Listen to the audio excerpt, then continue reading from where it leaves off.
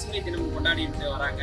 அதுல இந்த ஜூலை 1 முதல் 7 வரை இந்த வாரம் முழுவதும் வந்து வனத்துறை சார்பாக ஒவ்வொரு வனங்களை உருவாக்கணும், பசுமைகளை பரப்பளவை அதிகப்படுத்தணுங்கிறதுக்காக எல்லா இடங்கள்லயும் மரக்கன்று நட்டுக்கிட்டு இருக்காங்க. அதுல இன்றைக்கு ஜூலை 1 முதல் நாள் எஸ்ஆர்எம் கல்லூரி மாணவர்களுடைய மூலியமா இன்றைக்கு நம்மளுடைய மங்கள் ஏரியில மரக்கன்று நட்டு இந்த பசுமையுடைய நிலப்பரப்பை அதிகப்படுத்துறதுக்காக வன நாளை முன்னிட்டு இந்த ஒரு மரம் இங்கே நடுறோம் எல்லாரும் சார்பாகவும்.